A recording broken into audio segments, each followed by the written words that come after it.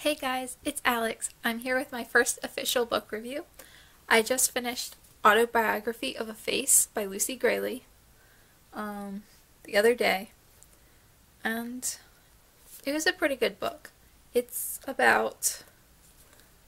memoir, so it's about the author, Lucy Grealy, and her struggle with cancer when she was a child. The majority of the book, like the first 2/3 or so, takes place when has cancer, and I think that's age 9 to about 14. And then the last 100 or so pages takes place over the next 10 or so years. That basically deals with her struggles post-cancer and having lost part of her jaw and feeling less pretty and less socially acceptable. One thing I really liked about this book was that she does so well portraying the childish perspective, because a lot of it takes place when she's, 10 or 11. She does great at showing how the child looked at the cancer as opposed to an adult view. Like, when she's first diagnosed and sent to the hospital, she feels like almost proud of it. Like, I don't know how to describe that in a really good way, but like, when she visits her school, she feels like she's accomplished something, that she's special, that this sets her apart and above from everyone else. Like, oh, she's had surgery. That makes her so much cooler than, the other people in her class. But another way the childish perspective works is that for a lot of it, she doesn't seem to fully understand the cancer.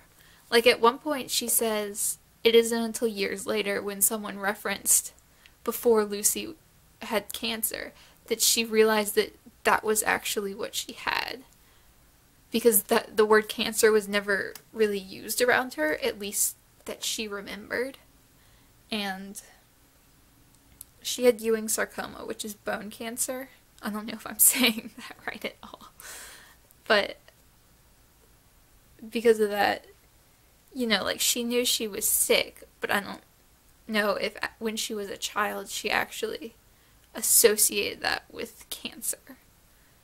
One thing I also really enjoyed was the way she played with memory. A lot of creative nonfiction books, when the author presents the story as the truth, this is what happened, these are the events, like black and white, and there's never really any room for the reader to question, like, are you remembering that correctly? Like, are you understanding the whole event of it? Like, with a lot of memoirs, it's just, this is what happened, it's black and white.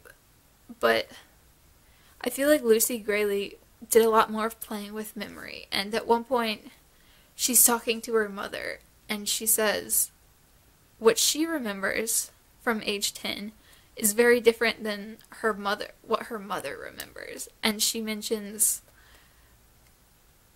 I can't remember it specifically now, but just going to school, she doesn't remember going to school and talking to her teachers and her classmates. But her mother remembers taking her and, like, everyone being horrified that she was excited and seemed proud of her cancer, as opposed to, being worried. Ewing sarcoma, or at least her kind of cancer, had about a 5% survival rate, which she mentions, which her parents would have known at that time, but she never really had any idea that she was that sick. She read that statistic later in high school, I believe it was, in a library book. And, like, it never really hit her before then how close she came to actually dying. And I really love that she did acknowledge that. I think it was The Glass Castle that I read in high school by Jeanette Walls. I don't remember. I'm too lazy to look it up. But she was telling one story from when she must have been like about 5 or so. And she just told it so detailed and so clearly. And I remember reading that and thinking, how do you remember this? Like, I don't remember anything from when I was 5. Like, that seems ridiculous to me. Like, how do you know you didn't just make that up later? So, I just really love that Lucy Grealy acknowledged that some of her memories might be twisted or different from what really happened because she was so young and so sick and so out of the loop on so many things. Her writing in this is absolutely beautiful. She is a poet first and foremost, although I think she's more well known for this book. But it shows in her writing. It's so lyrical, and she's so focused on the whole atmosphere of the story. And it really, really works. Like, it's just a beautiful read, stylistically speaking. You can tell she's a poet, just even in the way she describes the sickness and the gross aspects, like vomiting. She does it in a very lyrical way. If you like lyrical, almost poetry-like prose, this might be a book for you to check out. One thing I thought, at least I think this, I'm not sure if this is accurate or not, since I don't know the writer, but I thought that she illustrated her flaws really well without explicitly stating them. She's very needy for attention, and she blames a lot of things on her face and her jaw and not looking normal, as she puts it, because she had surgery that removed about a third of her jaw. And her depression, like, the way she illustrates all of that without, like, explicitly saying her flaws, it seemed like she made herself a really well-rounded character, if that makes sense. Like, this is weird to say because it's nonfiction, and she's not a character, she's a person, so, like, talking about it, I feel like I'm critiquing her, not the character, which I guess I kind of am, but, like, at some point she's really not likable, like, in adulthood and stuff. And, like, you feel bad for her, and she's never, like, a terrible person or something, but, like, you kind of just want to, like, grab her and tell her to snap out of it. But I really liked the way that she didn't try to, like, at least from what I could tell, she didn't try to gloss over her flaws and the negative aspects of her being. She was very upfront about it without just saying, well, I'm in need of a lot of attention, and that's a bad thing about me. One warning I do have is that this book is very focused on the medical aspects of her sickness. Like, even after she's in remission, it seems like she goes through a lot of surgeries for reconstruction of her jaw. Dozens and dozens of surgeries, I think. And from the cancer through those surgeries, like even up to the very end, she's very graphic in the medical aspect. So if you have a weak stomach or you don't like reading books about medical stuff, this might not be for you. Like, she goes into lots of detail about what she ate when she was getting chemotherapy because she knew she was going to throw it up later. So, you just, fair warning there. It's a little bit graphic, and sometimes those sections could drag on a little just because that's not something I'm super interested in, but I think all in all, it worked out pretty much even.